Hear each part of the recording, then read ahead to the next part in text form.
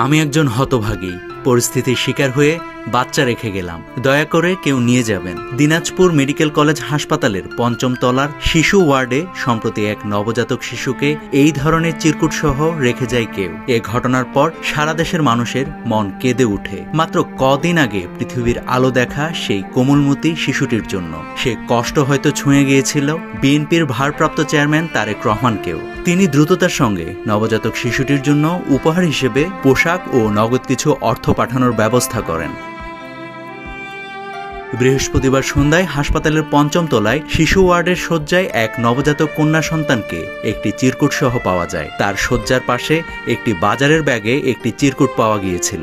সেই চিরকুট থেকে জানা যায় বাচ্চাটির জন্ম তারিখ নভেম্বরেরই ৪ তারিখে, আর তার জন্ম হয়েছে একটি মুসলিম ঘরে। গণমাধ্যম এ ঘটনা তুলে ধরার পর বাচ্চাটির অভিভাবক হতে বিভিন্ন এলাকা থেকে লোকজন হাসপাতালে ছুটে আসছেন এবং কর্তৃপক্ষের সঙ্গে যোগাযোগ করছেন।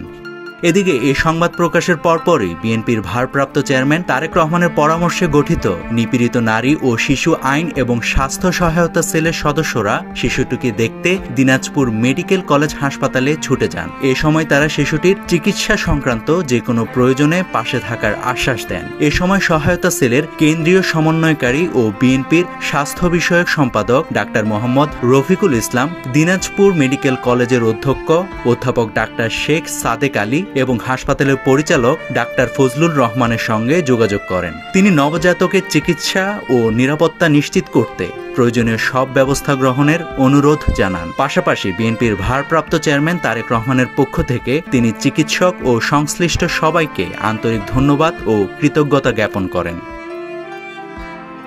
দেশব্যাপী নারী ও শিশু নির্যাতনের ঘটনা উদ্বেগজনকভাবে বেড়ে যাওয়ায় বিএনপির ভারপ্রাপ্ত চেয়ারম্যান তারেক রহমানের নির্দেশে গত মার্চ মাসে একটি বিশেষ সহায়তা সেল গঠন করা হয়, যার নাম নিপীড়িত নারী ও শিশু আইনি এবং স্বাস্থ্য সহায়তা সেল। সেলটি গঠনের পর থেকে দেশের বিভিন্ন প্রান্তে নারী ও শিশু নির্যাতনের ঘটনাগুলোতে দ্রুত পদক্ষেপ গ্রহণ ও প্রয়োজনীয় সহায়তা প্রদান করে কার্যকর ভূমিকা পালন করছে। নাভিদ হাসান, সোনালী নিউজ।